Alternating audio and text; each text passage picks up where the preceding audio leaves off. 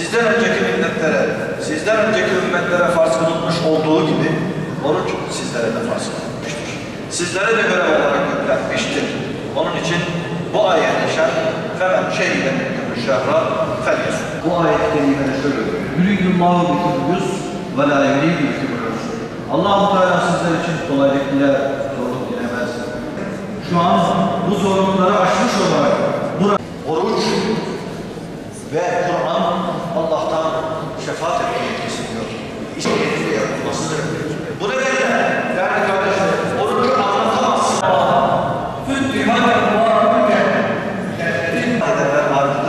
Ben mesela bir yemeğin içerisine katıldım, getirilir. Peygamberimiz sallallahu aleyhi ve sellem Ramazan'ın son 10 gecesinde 10 günde daha fazla ibadet etmek için, daha girerken, daha fazla ibadetine yoğunlaşmak için. Bu nedenle acil işimiz olmadığı sürece her teravihi, her vakti camide namaz olarak kılmaya çalışıyoruz. Mukabelelere dikkat edelim. Camimizde bizler işte sosyal medyadan, televizyon programlarında namazını daha fazla, daha güzel idrak edebilmek için sizlere anlatmaya çalışacağız.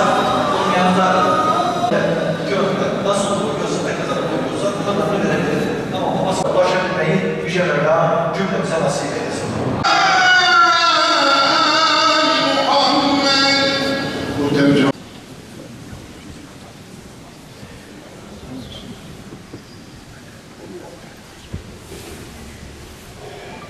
Gel bir saat.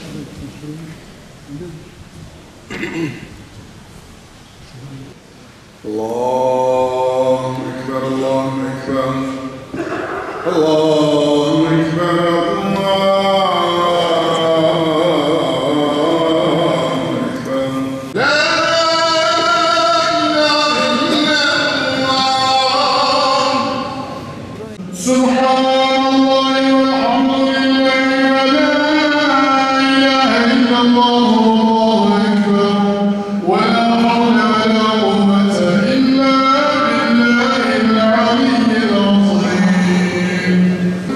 Es-salatu teravih niyet.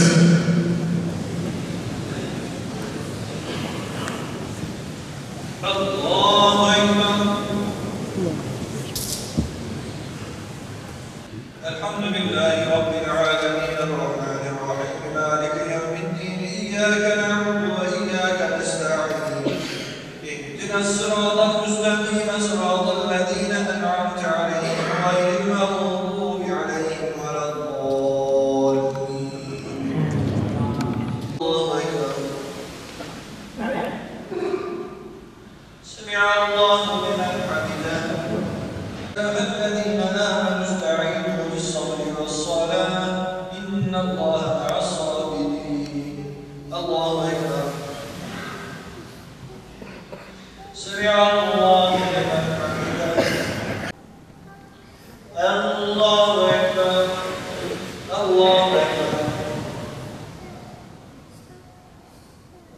الله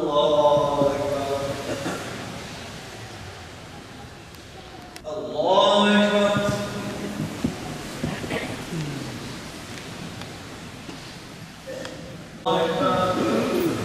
الله أكبر.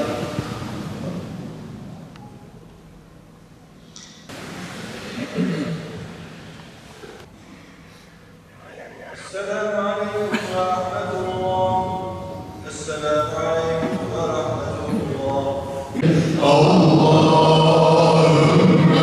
صل على سيدنا محمد النبي الأمي وعلى آله وصحبه وسلم.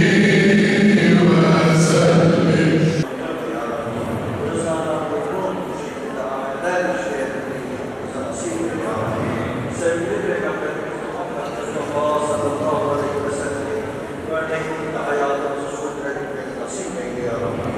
Senin göndermiş olduğun kerim kitabını, Kur'an-ı Kerim yolunda, onun rehberliğinde, onun aydınlığında gidebilmeyi cümlemize nasip eyle ya Rabbi. Dualarımızı kabul eyle ya Rabbi. Hasta kullarına şifa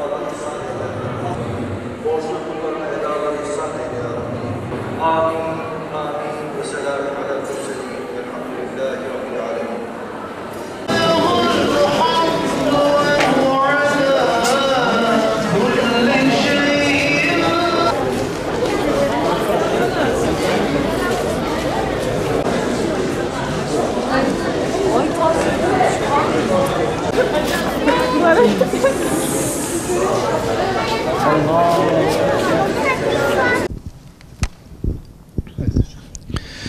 Euzu billahi mineşşeytanirracim. Bismillahirrahmanirrahim. Şehru Ramazan ellezî unzile fîhil Kur'an ila ahiril ayet. Sadakallahul azim. Yüce Mevlamız Kur'an-ı Kerim'inde Ramazan ayının Kur'an ayı olduğunu, oruç ayı olduğunu bizlere buyurmakta. Ramazana eriştik. Türkiye'de, Malatya ilimizde ve bütün İslam coğrafyasında, gönül coğrafyamızdaki kardeşlerimizin Ramazanı mübarek olsun. Diyanet İşleri Başkanlığı'nın her yıl bir konu çerçevesinde idrak etmiş olduğu, işlemiş olduğu, yoğun olarak idrak etmiş olduğu Ramazan teması bu yıl Ramazan ve ahiret bilinci. Bizler bu yılı ahiret bilinci içerisinde hesabını vereceğimiz dünya hayatımızı düşünerek bu bilinç içerisinde Ramazanımızı idrak etmeyi kardeşlerimize tavsiye edeceğiz inşallah. Bu akşam ilk teravihi kıldık. İnşallah ilk sahura başlayacağız. Ramazan'ın ilk sahurunu yiyerek oruçlarımızı niyet etmiş olacağız. Ramazan'ın ilk orucunu tutmuş olacağız bu vesileyle inşallah. Ramazan camilerimiz doldu, taştı. Bu nedenle halkımızdan camilerimizdeki bu itibarı Ramazan'ın sonuna kadar devam ettirmelerini tavsiye ediyoruz. Cemaatimiz bizim camilerimizin süsleridir. Bu nedenle camilerimizi cemaatsiz bırakmama duasıyla Yüce Mevlamıza niyaz ederken cemaatimizi de camilerimize, mescitlerimize bekliyoruz inşallah. Vaaz ve nasihatlerde de Ramazan'ın nasıl idrak edilmesi gerektiği hususunu bizler kardeşlerimizle paylaştık. Peygamberimiz sallallahu aleyhi ve sellemin şu sünnetini hatırlatmak yerinde olacaktır diye düşünüyorum.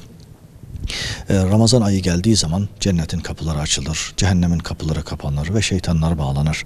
Ramazan ayı başı rahmet, ortası mağfiret, sonu cehennemden ağza alınan bir aydır.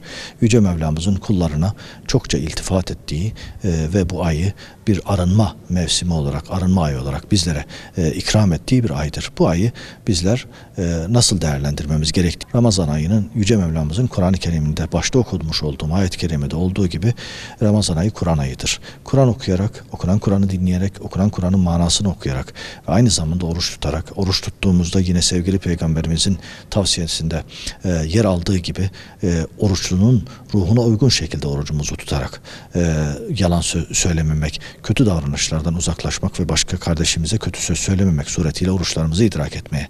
Bizler Ramazan'ı bir imtihanla idrak ediyoruz ama aynı zamanda bu yıl Ramazan'ı buruk geçiren ve hatta bazen yiyecek bir şey bulamadığı halde aç oruç tutan kardeşlerimizi de unutmuyoruz. Onlara dua ve niyazlarımızla yardım ve desteklerimizle yardımcı olmaya çalışıyoruz. Filistin'de, Gazze'de mücadele eden kardeşlerimiz var. Doğu Türkistan'da dini mübini İslam için mücadele eden, onu yaşamaya çalışan kardeşlerimiz var. Bizler onları da unutmayacağız. Onlara dua edeceğiz. Yardımlarımızı onlara ulaştırmanın gayreti içerisinde olacağız. Desteklerimizi onlara ulaştırmanın gayreti içerisinde olacağız. İnşallah Rabbim onlara da bu Ramazan'ın feyzi, bereketi sayesinde bu sıkıntılarından kurtarır inşallah.